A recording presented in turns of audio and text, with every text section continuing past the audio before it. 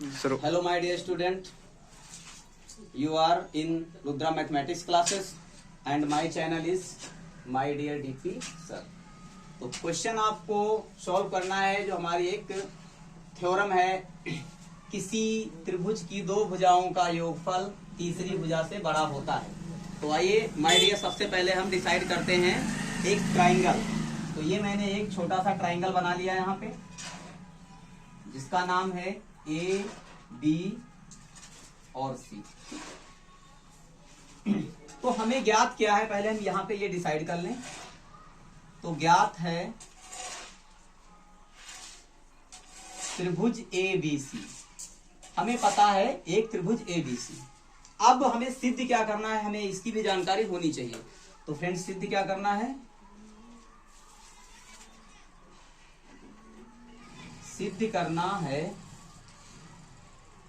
किसी त्रिभुज में दो भुजाओं का योग तीसरी भुजा से बड़ा होता है। तो कोई भी दो भुजाएं हम ले लेते हैं, जैसे कि ये A B plus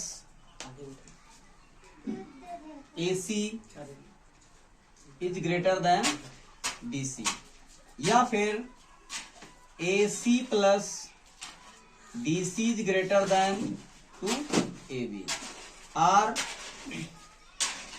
A B plus B C is greater than A C.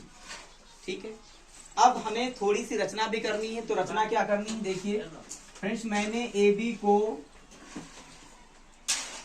D तक बढ़ा लिया। कहां तक बढ़ा लिया, डी तक बढ़ा लिया। तो ए बी को मैंने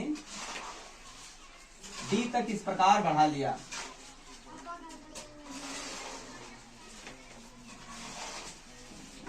जिससे कि ए बी बराबर ए सी। तो रचना में लिखते हैं, रचना ए बी को डी तक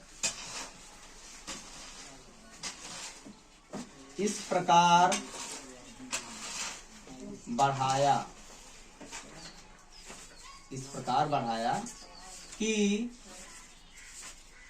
ए डी जो है वो बराबर है किसके, ए सी के। इसकी हमें जरूरत पड़ेगी, तो इसलिए हमने इसको यहाँ पे बॉक्स में कर लिया। अब यहाँ से आपका मेन कंटेंट शुरू होता है, जिसको हम उत्पत्ति कहते हैं। तो उत्पत्ति यहाँ से स्टार्ट होगी। अब जैसा कि आप जानते हो, किसी भी त्रिभुज में ये दो भुजाएं समान है तो उनके सामने के कोण भी समान होते हैं। तो फ्रेंड्स, यहाँ पे ए बी सी जो हमारा ट्राइंगल है, इसमें A C is equal to A D, ऐसा रचना से। तो त्रिभुज का मैं नाम देता हूं ए डी सी में।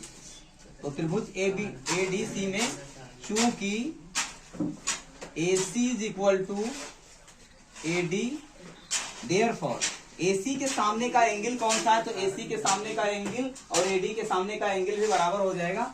तो इस तरह से हमारे पास एंगल आ जाएगा A C D is equal to angle A D सी।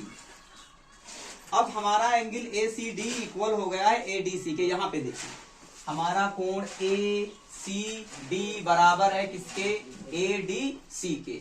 तो दोनों एंगल आपस में बराबर हैं। अब मैं क्या कर रहा हूं, यदि मैं एंगल ए सी डी में थोड़ा सा कोण ए सी बी जोड़ देता हूं, तो ये हमारा कोण ये ए सी बी इसमें जुड़ रहा है।